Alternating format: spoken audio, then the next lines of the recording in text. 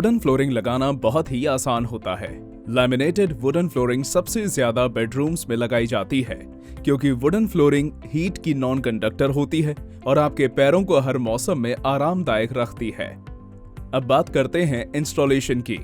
अगर आप wooden flooring install करना चाहते हैं और चाहते हैं कि फ्लोरिंग लगने के बाद आपके क्लाइंट्स को किसी भी तरह की परेशानी ना हो, तो कुछ चेक पॉइंट्स का ध्यान रखना बहुत जरूरी है। सबसे पहले जहां फ्लोरिंग लगानी है वहां का सही से मेजरमेंट ले लें। ये इसलिए जरूरी है ताकि फ्लोरिंग और एक्सेसरीज की सही क्वांटिटी तय की जा सके। कमरे की लंबाई के अनुसार चारों तरफ सही एक्सपेंशन गैप छोड़ा जा सके। इसके लिए एक सिंपल फॉर्मूला है, कमरे की लंबाई गुणा 1 मिलीमीटर। लेकिन ये फॉर्मूला सिर्फ 25 फुट तक के कमरे के लिए ही काम करता है।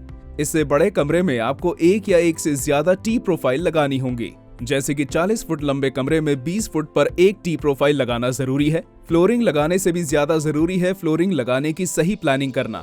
सबसे पहले फर्श का लेवल जांचें। इसके लिए केवल 4 फुट का लेवलर इस्तेमाल करें।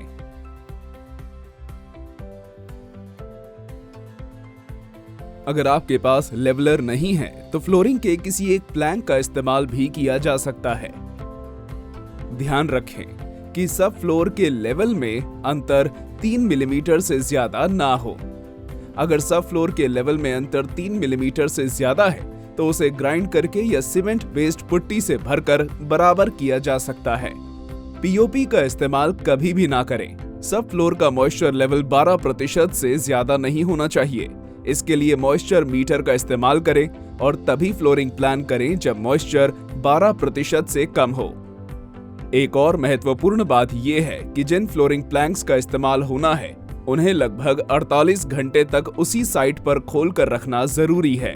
इससे फ्लोरिंग वातावरण के अनुसार एडजस्ट हो जाती है और इंस्टॉलेशन के लिए तैयार हो जाती है। ये भी पहले से तय करें कि फ्लोरिंग किस दिशा में लगाई जाएगी।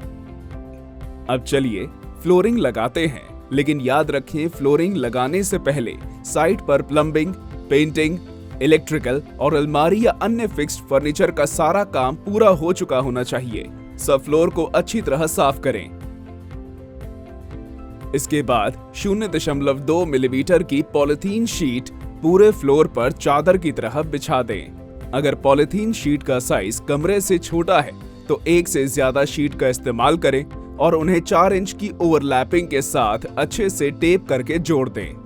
उसी तरह पॉलिथीन शीट की किनारों को स्कर्टिंग की ऊंचाई तक चढ़ाएं और दीवार से टेप के जरिए अच्छी तरह जोड़ दें। इसके बाद 2 मिलीमीटर मोटी फोम शीट इस तरह बिछाएं कि वो फ्लोरिंग की दिशा के विपरीत हो और दोनों फोम शीट को बिना ओवरलैपिंग के टेप की मदद से अच्छी तरह जोड़ दें। ध्यान दें कि फ्लोरिंग प्लैंक्स के 2 साइड होते हैं जिन्हें टंग और ग्रूव कहा जाता है। जो पहला प्लैंक दीवार के साथ लगेगा उसके टंग साइड को पूरी तरह काट दें। फ्लोरिंग पैनल लगाना शुरू करें। उसी रो के पहले प्लैंक को दूसरे से जोड़ने के लिए प्लैंक को तिरछा लगाकर कनेक्ट कर दें और इसी तरह पूरी रो को लगा दें। जैसे ही आप दूसरी रो पर आएं, सावधानी बरतें। स्टैगर देते समय यह गलती ना करें। यहाँ ऑफसेट काफी छोटा दिया जा रहा है जो फ्लोरिंग की मजबूती और अपीयरेंस के लिए अच्छा नहीं है। इसलिए ये ध्यान रखें कि जब अगली रो लगाना शुरू करें कम से कम 1 फुट का अंतर रखें, जैसा कि स्क्रीन पर दिखाया गया है। सिर्फ पीवीसी टैपर का उपयोग करें। फ्लोरिंग का कोई भी स्क्रैप टुकड़ा कभी भी इस्तेमाल ना करें। प्लैंक को सुरक्षित रखने के लिए सुनिश्चित करें कि सभी पीसेस कसकर फिट हों और प्लैंक्स की लंबाई के साथ कहीं भी गैप ना रहे।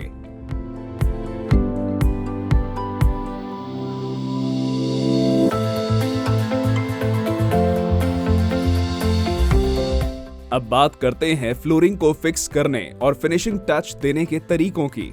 आइए देखते हैं कि अलग अलग जगहों पर एक्सपेंशन गैप को कवर करने के लिए कौन कौन सी चीजों का इस्तेमाल किया जाता है।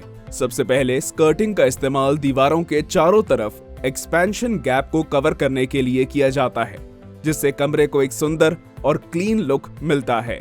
याद रखें, इन सभी प्रोफाइल्स को दीवार या फर्श पर ड्रिल करके गिट्टी और हेडलेस कील की सहायता से फिक्स करें। दूसरा, टी प्रोफाइल। टी प्रोफाइल का इस्तेमाल दरवाजों के ट्रांजिशन एरिया में किया जाता है जब दोनों फ्लोर का लेवल समान हो। तीसरा आर प्रोफाइल रिड्यूसर।